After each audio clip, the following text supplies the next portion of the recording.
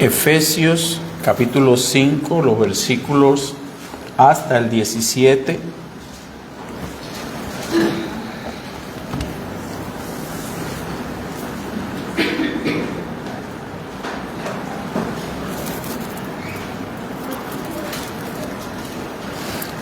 Dice así la Escritura: sed pues imitadores de Dios como hijos amados, y andad en amor, como también Cristo nos amó y se entregó a sí mismo por nosotros, ofrenda y sacrificio a Dios en olor fragante. Pero fornicación y toda inmundicia o avaricia ni aun se nombre entre vosotros, como conviene a santos, ni palabras deshonestas, ni necedades, ni truhanería, que no convienen, sino antes bien acciones de gracias.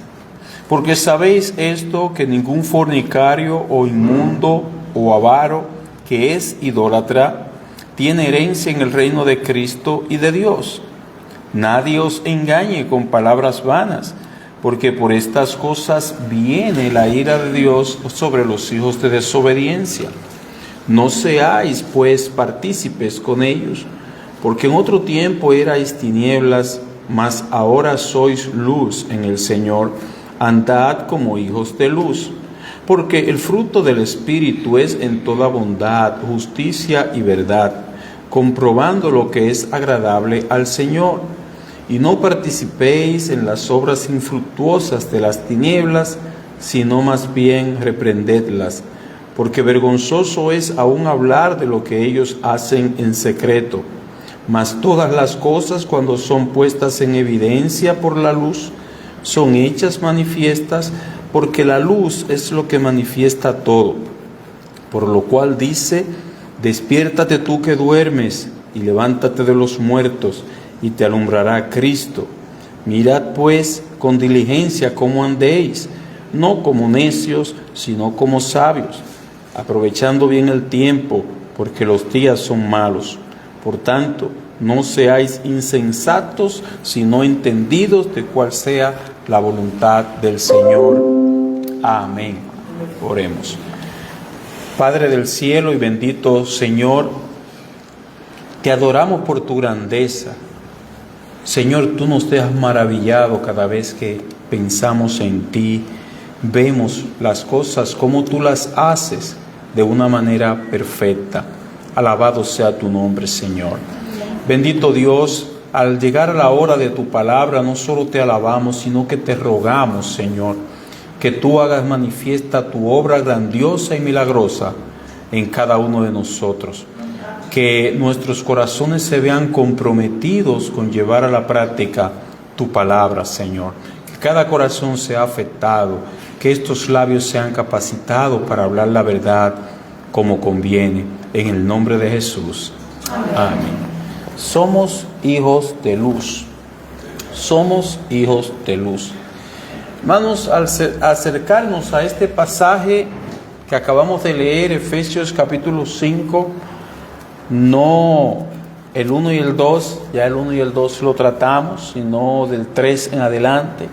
Al acercarnos a este pasaje encontramos que el Señor, en su proceso de enseñanza, Él como maestro para nosotros, Él asume una metodología interesante. Nos enseña una verdad o lo que llamamos un principio desde el aspecto positivo hasta el negativo. O sea, nos lo presenta de la manera positiva y nos lo presenta de la manera negativa. Nos dice lo que debemos hacer y qué es lo que no debemos hacer. Nos da el mandato y nos da la prohibición también. Es como decir, ponerlo de todas las formas para garantizar que nosotros estamos tomando en cuenta cada aspecto, que nosotros lo entendemos. Bueno, si no lo entiendes de esta manera, déjame explicártelo de esta, para que tú lo entiendas. Eso es lo que el Señor está haciendo en este pasaje.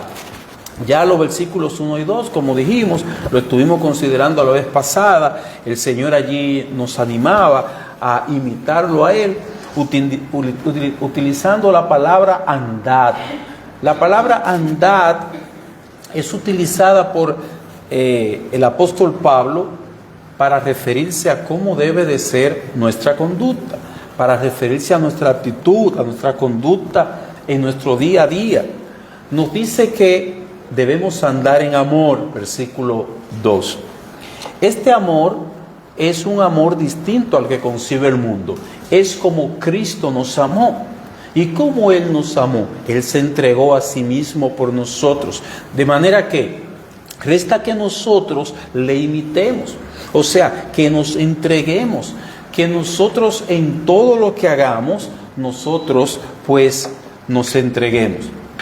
Entregarse en algunas personas puede ser la última o la única alternativa que tienen. Puede ser que algunos lo hagan como una reacción a la sociedad. No le dejan otra alternativa que entregarse. Si es la policía, pues no le deja alternativa que entregarse. Pero si lo hacemos siguiendo el patrón de Cristo, lo que esto quiere decir es que nos entregamos de manera voluntaria. Por ejemplo, cuando estamos tratando o sirviendo al prójimo. Entonces, hermanos, debemos imitar a Dios, entregándonos de esta manera. Debemos andar en amor. Esto es en el sentido positivo. Ahora, a partir del versículo 3, comienza a hablar en sentido negativo. La vez pasada hablamos en sentido positivo, ahora hablaremos en sentido negativo. Así que está enseñado en las Escrituras. Vayamos al versículo 3. Dice, pero fornicación y toda inmundicia o avaricia ni aun se nombre entre vosotros como conviene a santos. A continuación el apóstol nos señala 3 pecados. Usted recuerda que trabajamos 3 virtudes que están en Dios y que debemos imitar. Ahora él trata 3 pecados: fornicación, inmundicia, avaricia. Estos 3 pecados, podemos decir, son muy dominantes en el mundo. Son frecuentes. Son como el arroz blanco. Los 3 tienen una característica especial, y es que nacen del egoísmo directamente. Son contrarios a ese amor que se entrega en el servicio. Comenzando por la fornicación. La fornicación es todo tipo de relación sexual fuera del matrimonio. No importa si es homosexualismo, no importa si es pedofilia, no importa qué tipo de relación sea fuera del matrimonio, está enmarcada dentro de lo que es la fornicación. Está fuera de lo establecido por el Señor. ¿Qué es lo que Satanás ha hecho con la fornicación? Bueno, Satanás lo que hizo con la fornicación fue hacer una imitación corrupta de lo que es el amor bíblico entre un hombre y una mujer. Él lo corrompió, lo torció. Recuerde que nosotros enfatizamos, cuando hablamos del amor, decimos amor bíblico. ¿Por qué? Porque uno de los argumentos, por ejemplo, del homosexual, las lesbianas o los pedófilos, es que ellos dicen, yo amo a esa persona, el amor no es malo, el amor es de Dios. Sí, pero lo que pasa es que no es de ese amor que está hablando la Biblia. Eso es una perversión. Eso no es el amor bíblico. En el amor bíblico se nos enseña que nos entregamos como Cristo se entregó.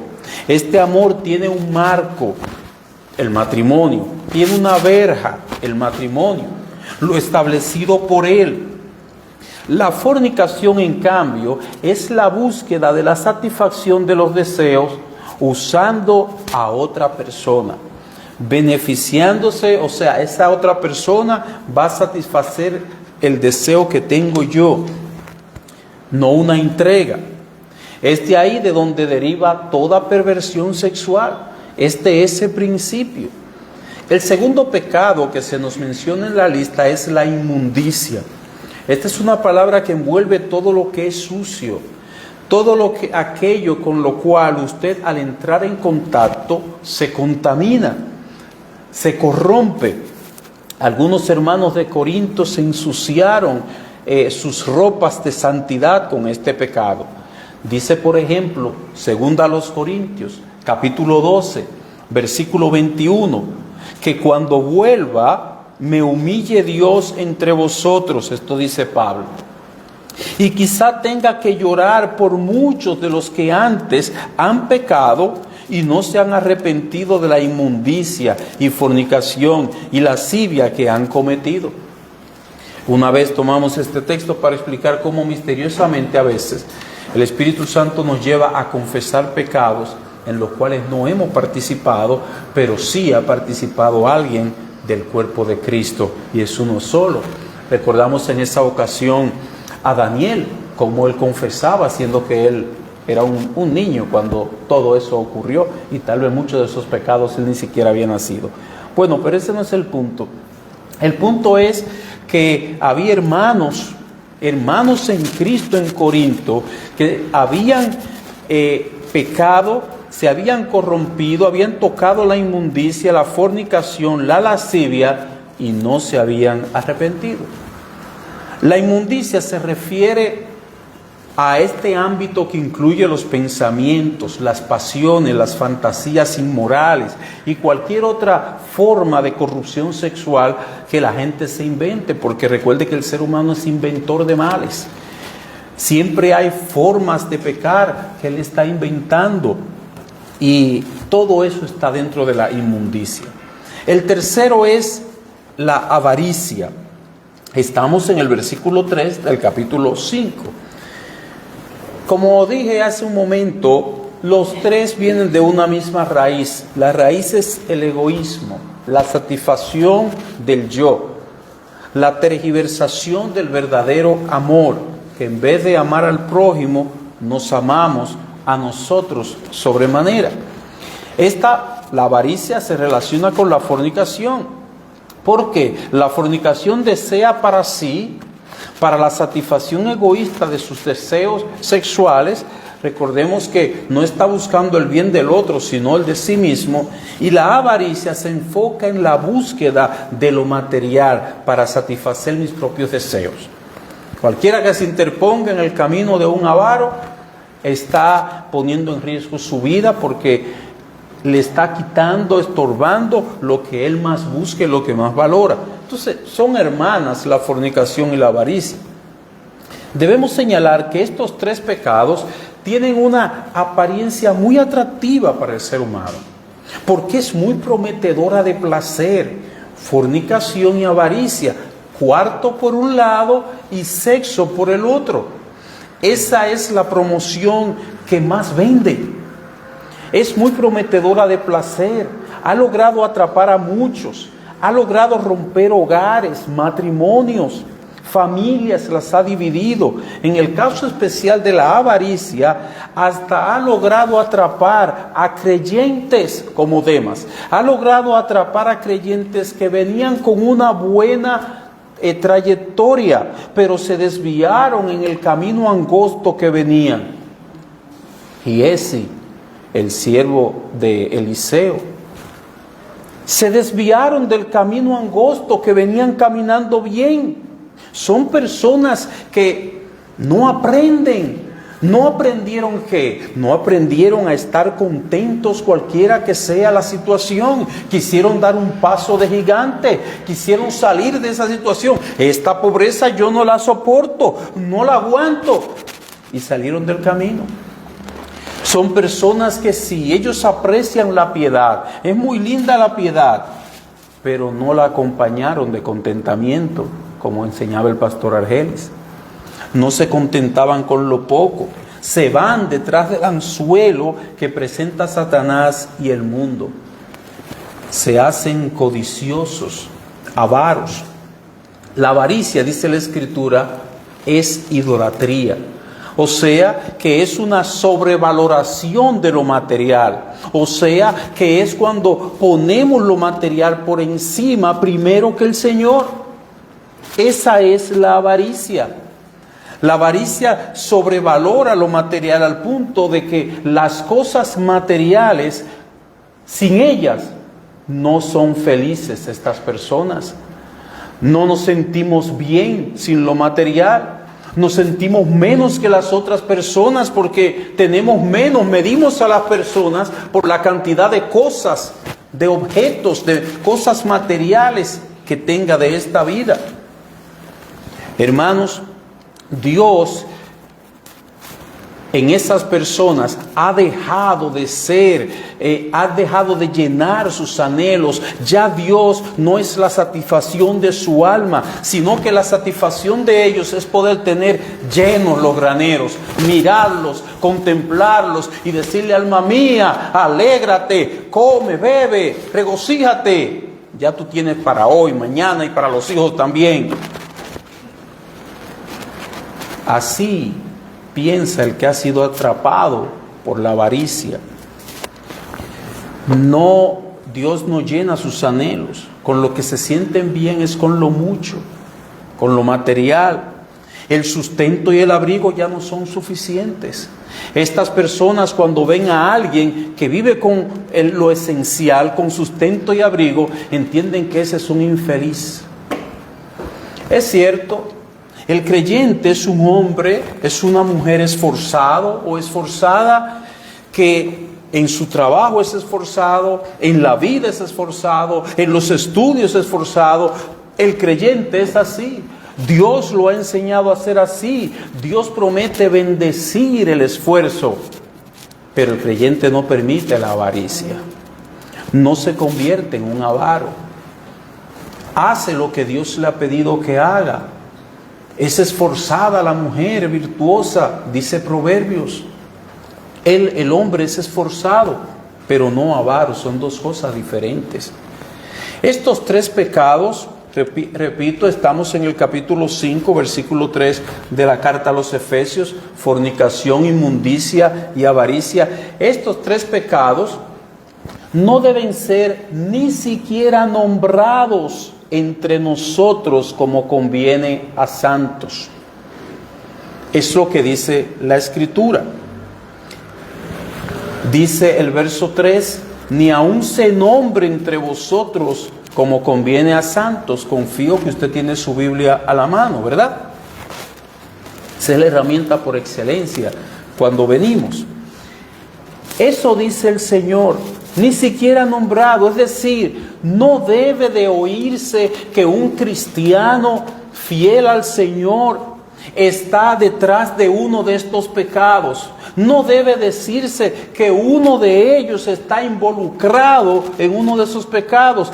Tampoco deben estos pecados estar en nuestras conversaciones. Dos cosas, No debe decirse que hay un cristiano envuelto en uno de esos pecados, pero tampoco esto debe estar en nuestras conversaciones. ¿Por qué? Porque dice el capítulo 5, vaya más adelante al versículo 12, porque vergonzoso es aún hablar de lo que ellos hacen en secreto.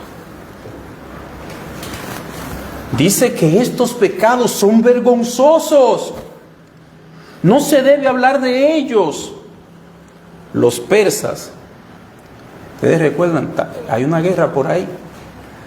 El imperio persa ahora se llama Irán. Son gente de estudio y de letras. Según Heródoto, tenían la regla, los persas, siguiente: no permitir hablar de las cosas que no estaba permitido hacer. No hablemos de lo que no está permitido hacer. El hacer chistes de algo o el usarlo en un tema corriente es introducirlo en la mente y acercarlo a la práctica, porque ya está en la mente. Pablo advierte que algunas cosas son peligrosas hasta en la conversación y en los chistes. Es un hecho oscuro, sombrío de la naturaleza humana, el que muchos libros, comedias y películas, hermanos, se hayan hecho famosos simplemente porque trataban de cosas prohibidas y cosas sucias. A veces te publican un video de tal o cual famoso, fulano de tal, en intimidad con su esposa. Lo que hacen en secreto. Algunos dirán, pero somos adultos, lo podemos ver. Pero Pablo dice que no conviene a santos. Capítulo 5, versículo 3. Dice Dios que no te conviene. Guillermo, no. Eso es para mí también. Voy a leerte el versículo otra vez. El versículo 3, la parte B, ni aun se nombre entre vosotros como conviene a santos. Tú eres otra cosa. Dios te ha santificado. Eso es asunto de ellos. Ellos darán cuenta a Dios. Tú eres adulto, pero ya eres santo. Hermanos, ustedes conocen de mí. A mí me gusta reírme. Son momentos gratos. Sin embargo, no todo da risa. No todo es para reírse. No todo es un chiste. Y yo mismo tengo que aplicarme esa dosis de medicina.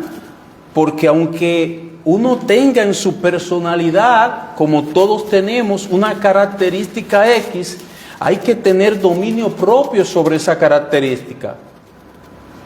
Una dramatización, por ejemplo, de dos homosexuales para echarse a reír.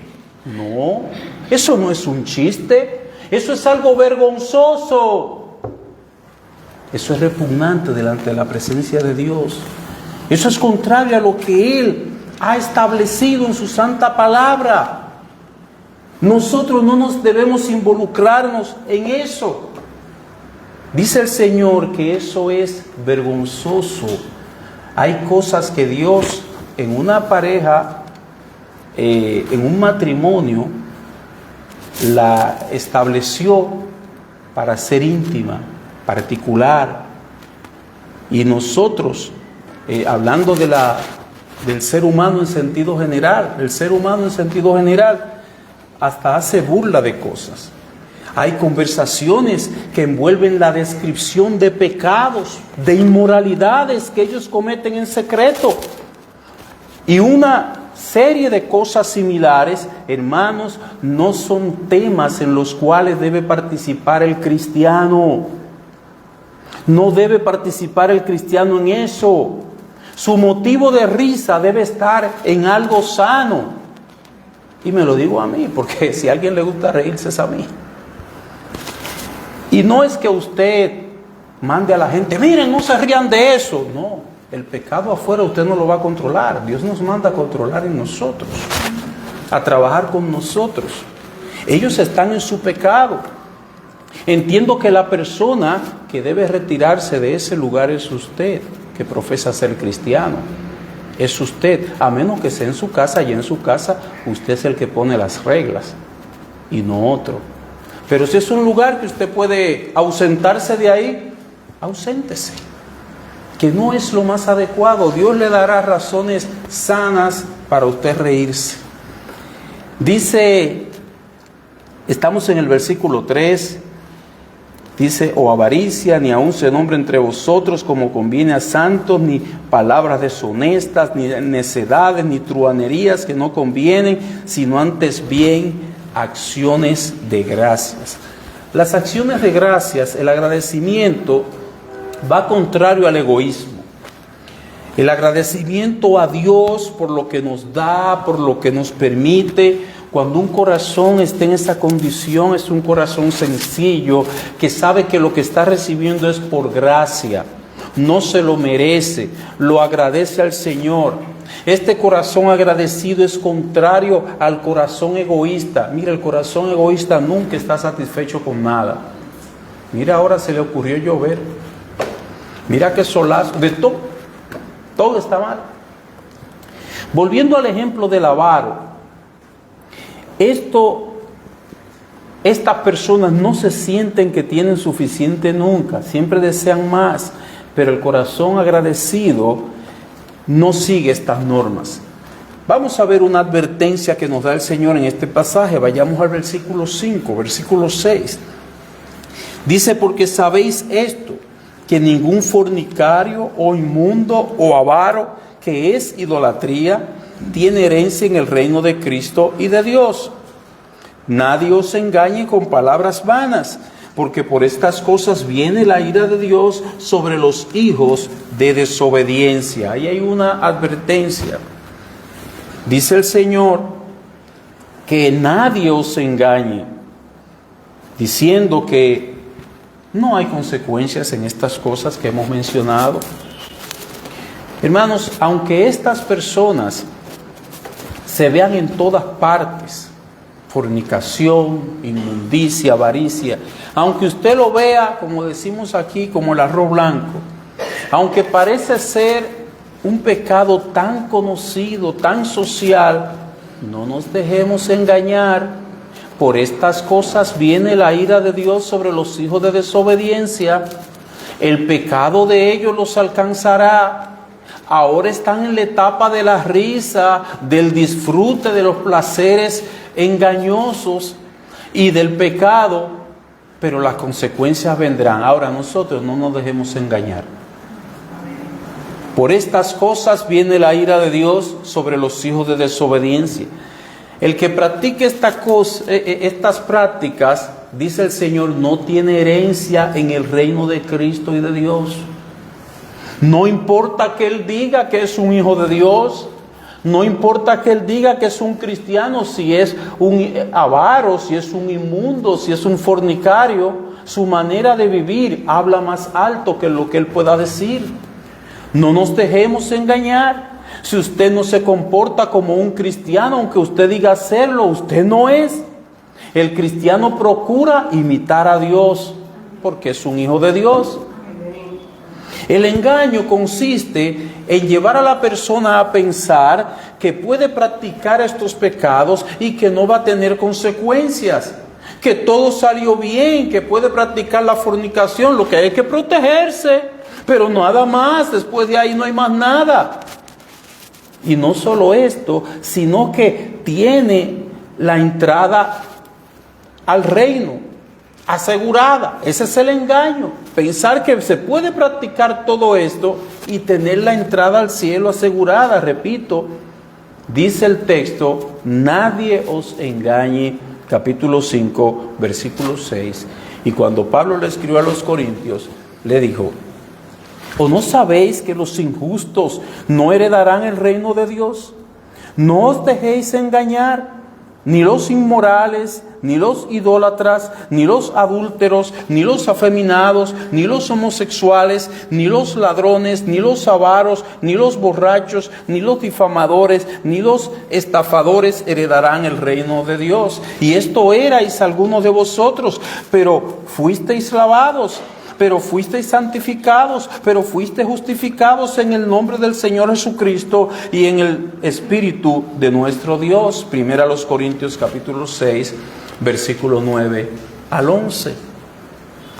Ya eso quedó atrás. Es lo que dice Pablo a los Corintios. Ya ustedes han sido lavados, pero los que siguen estas cosas, que no piensen que todo va a salir bien y que tienen acceso al cielo, sino que sepan que ninguno de estos heredará el reino de Dios. Hay otra advertencia que aparece en este pasaje y la hace el apóstol, a que no nos hagamos partícipes con ellos. Acabo de leer en el versículo 7, no seáis pues partícipes con ellos. Es una advertencia. Esta es la segunda advertencia que hace el apóstol. No nos hagamos partícipes con ellos. Hermanos, el pecado no le gusta andar solo. Es difícil que una persona esté involucrada en un solo pecado. Ellos dicen así, yo nada más tengo una sola cosa mala. Bueno, tiene problema contando. Aún un niño cuenta bien hasta 5, pero él nada más cuenta hasta 1. El pecador también busca siempre compañero. Por eso Pablo le dijo a Timoteo, ni participes en pecados ajenos. Consérvate puro. Primera de Timoteo capítulo 5, versículo 22. No participes en pecados ajenos. Dile que no. Consérvate puro. ¿Quién? Tú. Más adelante, en esta misma carta, voy al versículo 11, en Efesios capítulo 5, dice, y no participéis en las obras infructuosas de las tinieblas, sino más bien reprendedlas. Hay una armonía allí. Hermanos, el cristianismo no es un juego. El cristianismo no es un juego. Vivimos en un mundo caído, corrompido, Por tanto, nuestra voluntad tiene que estar firme en cuál es nuestra meta. Nuestra meta con mi vida es imitar a Dios, hacer lo que a Él le agrade, pero usted tiene que estar firme en eso. Porque lo van a invitar a que usted se haga partícipe de lo que se está haciendo. Y estamos hablando de pecados generalizados. Pecados que usted no tiene que, tal vez cuando usted salga de aquí, dé la vuelta, diga, mira de eso que estábamos hablando allí. Porque son pecados generalizados. Pero consérvate puro tú. Es lo que el Señor le está diciendo. Ya tú fuiste lavado de todo eso. No te hagas partícipe de pecados ajenos. Entonces, el enemigo siempre va a tender trampa con esto. Pero nuestra voluntad debe estar firme. Mi hermano, tú sabes cuándo será la ocasión más difícil para tú poner esto en práctica. Para nosotros, para ti, para mí, llevar a cabo este principio. ¿Tú sabes cuándo será la ocasión más difícil? Cuando quien te propone pecar es alguien muy cercano a ti. O son tus hijos, o es tu cónyuge, tu pareja. Ahí es cuando más difícil se pone. Mantenernos firmes como imitadores de Dios, como hijos de luz, cuando nuestro cónyuge nos invita a participar de una decisión o de una acción que está prohibida por Dios. Muchos padres se hacen cómplices de pecados de sus hijos. Muchos maridos se hacen cómplices de pecados de su esposa. Muchas esposas se hacen cómplices de pecados de sus hijos. Para decirle algo así, tum tum, dile que yo no estoy. ¿Y quién es que vaya a dar el mandado? O es el hijo, o es el cónyuge que va a decir no está aquí, pero está ahí. No te hagas partícipe de pecados ajenos. Yo entiendo que aquel o aquella que le ha tocado vivir con una pareja inconversa, mi hermano, debe estar claro en esto. Todo creyente que Dios lo salvó, viviendo con una persona inconversa, debe procurar alimentarse más para poder tener recursos y mantenerse firme. Es que el impío jala por su lado todo el tiempo de manera natural. Aunque usted diga, mira, él o ella es bueno, me deja ir a mi iglesia, qué sé yo qué. Si una persona no teme al Señor, la tendencia es caminar por el camino equivocado. Tú tienes que estar bien sustentado en el Señor, bien nutrido con las palabras del Señor, en su temor, para saber decir no. Yo no me voy a hacer partícipe de eso, yo voy a honrar a mi Dios. Él honra a los que le honran y yo quiero estar en esa lista. Hay una motivación, versículo 8, estamos en Efesios capítulo 5. Dice el versículo 8, porque en otro tiempo erais tinieblas, mas ahora sois luz en el Señor. Andad como hijos de luz, porque el fruto del Espíritu es en toda bondad, justicia y verdad. Ya tú eres un hijo de luz, hermano. Es mucho lo que Dios ha hecho contigo. Te trajo de las tinieblas a la luz. Te lavó de todos esos pecados. Andemos como hijos de luz. Esa es la motivación. Esa es la exhortación. Versículo 10. Dice el versículo 10, comprobando lo que es agradable al Señor. Detengámonos ahí. Dice la versión de las Américas, examinando qué es lo que agrada al Señor. Cualquiera de las dos versiones que usted quiera leer, comprobando, examinando, pero que le llegue la idea de que usted tiene que hacer un trabajo de discernimiento para determinar qué es lo que le agrada a Dios. Cualquiera de las dos versiones estaría bien. Para explicar este verso yo voy a tomar una ilustración. Hay pocas mujeres que manejan aquí. Aniuska. Bueno, usted le da para adelante aunque sea los vehículos. Nada. Ay, Dios mío. Ah, no, aquí hay dos. Sí, mi esposa. Para explicar esto, yo voy a tomar una ilustración con el área de la mecánica. Ustedes saben que los vehículos hay mecánicos y hay automáticos. La guagua en la que andábamos ayer es mecánica y todos esos vehículos grandes, camiones, guaguas, son mecánicos. Los vehículos como el nuestro, llamados vehículos livianos, suelen ser automáticos.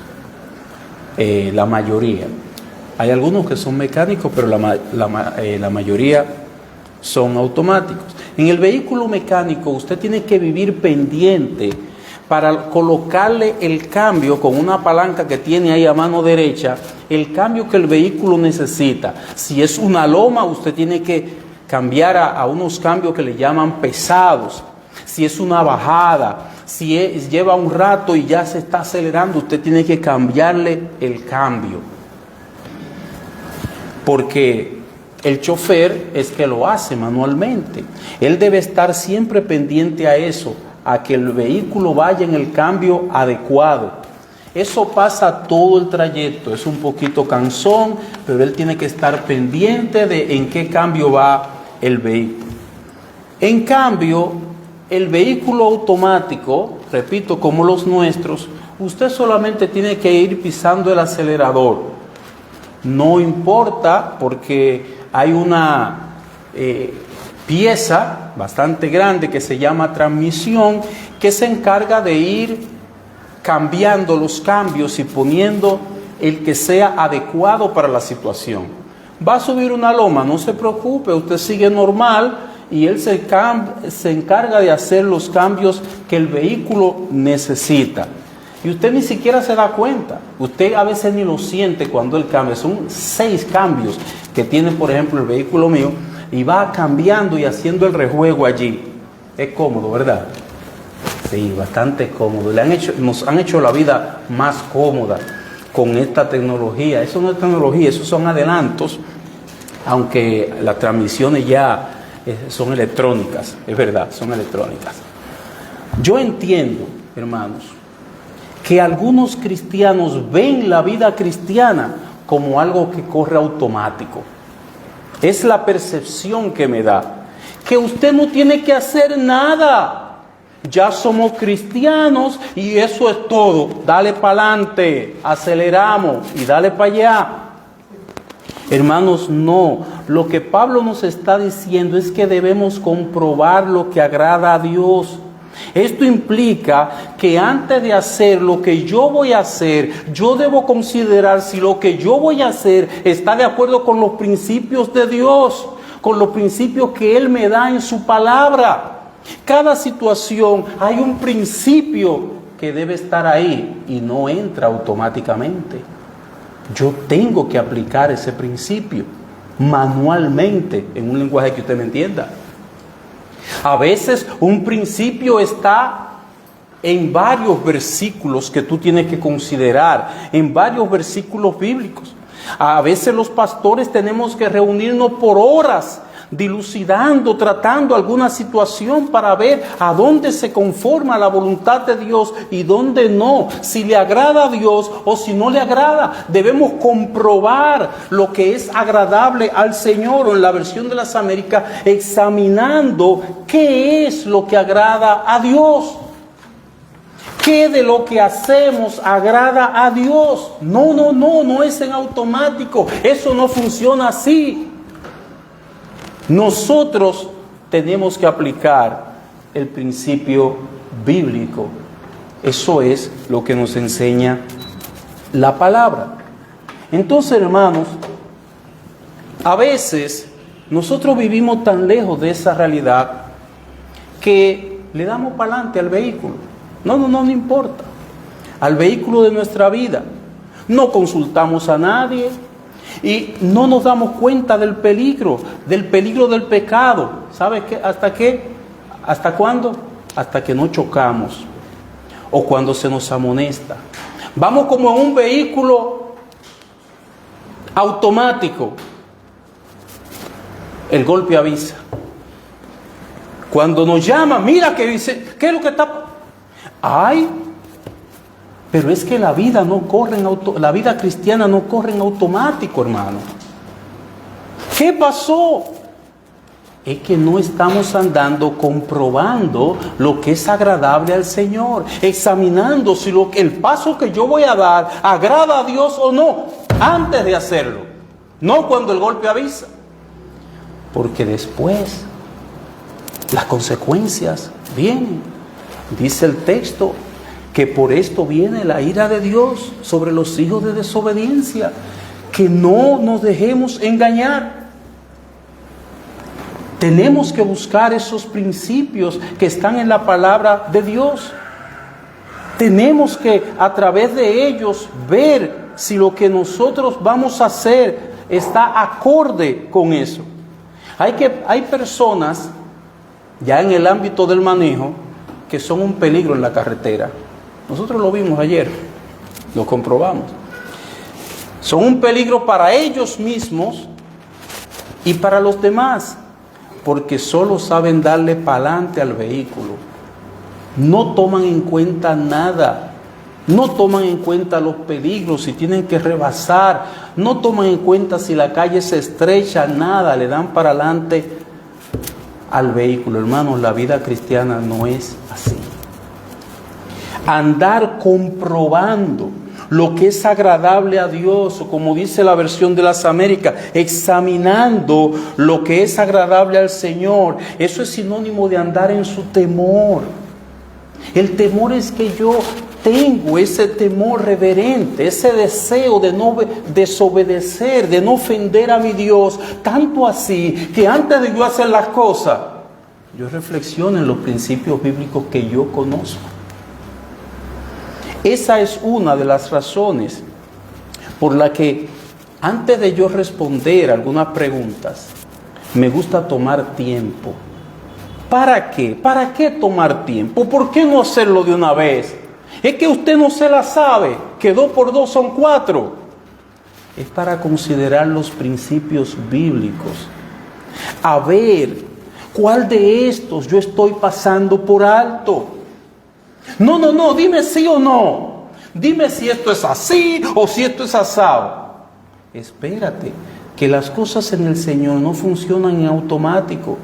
Hay que comprobar qué es lo que aplica y qué es lo que no aplica a esta situación. Hay que comprobar cómo se aplica ese principio que yo escuché la semana pasada, ya sea por el pastor Jerón, el pastor Argelis o el pastor Rubén Darío, a mi vida, a la situación que yo estoy viviendo. Espérate, déjame ver cómo, porque si Dios me lo envió, es para que yo lo aplique a mi vida. Antes de que estemos metidos en el hoyo del pecado, antes de que nos vayamos a ir por un barranco, antes de que nuestra alma sea afectada, y también lo de los demás, igualito que un problema de tránsito, porque la iglesia no es ajena al pecado de uno. Cuando uno se cae al barranco, todos nos vamos con él. Así de sencillo. Vaya al Antiguo Testamento, vaya a la historia de Josué. Vaya a la historia de Josué para que usted vea cómo la gente de Ai le hicieron correr. ¿Y por qué? Porque no eran valientes, porque fueron muy pocos, no, por el pecado de un solo hombre. Vayan a ver por qué Pablo tuvo que dedicar tantos versículos a los hermanos de Corinto. ¿Y por qué les amonestó? Por el pecado de un solo hombre. Hermano, debes incluso detenerte. 1, 2, recordar. Dije que iba a bajar la velocidad. Detenerte. 1, 2, recordar acciones pasadas que tú hiciste que agradaron o no al Señor. Esa es la experiencia cristiana.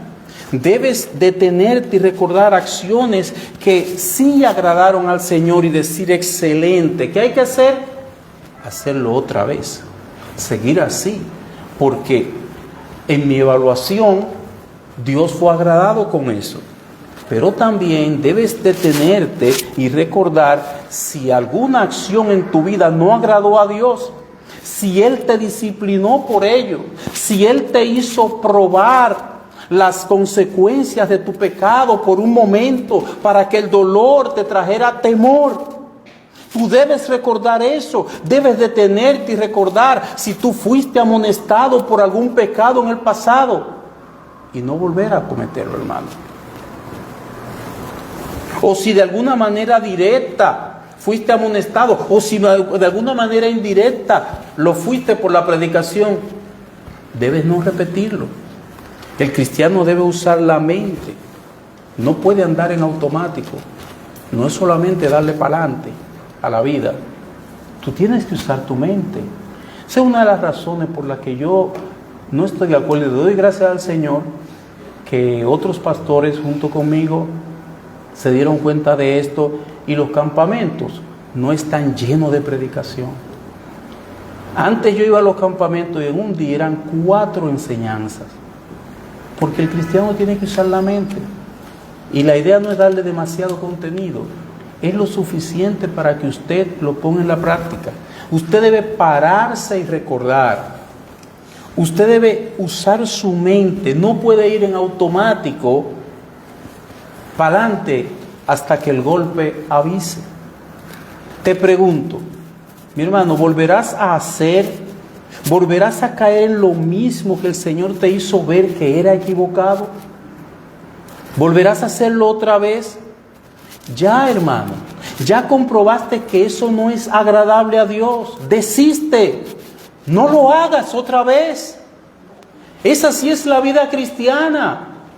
Pon el otro cambio, que en automático no va a funcionar la vida cristiana. Muerde tu lengua antes de usarla de una manera que a Dios no le agrade. Si ya eso trajo problemas, no lo vuelvas a decir otra vez, no lo vuelvas a usar otra vez. Consulta cuando el principio bíblico o los principios bíblicos no estén lo suficientemente claros en tu mente antes de tú actuar. Eso es como consultar. Cuando sigo con la ilustración del manejo, usted va manejando, eso es como consultar. Mira, por aquí es que yo voy bien, este es el camino que lleva a Jarabacoa, o estoy equivocado. Consulta antes, porque retornar y después de haberte pasado de la entrada, retomar el camino correcto, muchas veces cuesta mucho dolor, muchas lágrimas en el ámbito espiritual, años en los cuales decimos, a esta hora ya yo hubiera llegado a tal o cual punto, pero estaba en el camino equivocado y tuvimos que devolvernos. Si yo hubiera consultado, no hubiese sido, qué diferente hubiese sido. Hermanos, no podemos terminar todos los versículos en esta noche, vamos a detenernos ahí. Y en conclusión, una sola cosa. Termino con esta pregunta. Hermano, ¿cómo está tu corazón? Hermano, pero usted estaba hablando de cómo está tu corazón, quiero preguntarte. ¿Qué has podido notar a la luz de lo que tú has escuchado? ¿Estás endurecido o estás sensible a la palabra? ¿Cuál de los dos? ¿Qué estás pensando en este momento? No importa. Total, no somos perfectos. O tal vez tú estás pensando, eso lo dice por mí, pero no me importa. Y pensamientos así, quiero decirte una cosa, si piensas que lo dije por ti, sí, estás en lo cierto, por ti, por todos y por mí. Esa es la realidad, en eso tú tienes razón. Hermano, pero también te digo que este tipo de pensamiento es propio de un corazón que paso a paso ha venido endureciéndose. Y ya la palabra lo que hace es que rebota, escucha lo que tiene que ver con su vida, en lo que ha fallado, en lo que no ha fallado, pero sigue en el vehículo, pa'lante.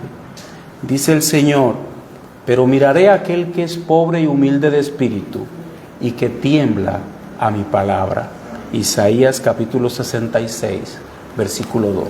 A eso debemos aspirar, a que cuando la palabra de Dios es predicada, por respeto a ella, respetando la palabra, respetamos a Dios, nuestro corazón tiembla y se somete.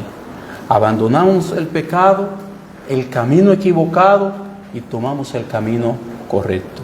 Por tanto, mi hermano, trata con tu corazón.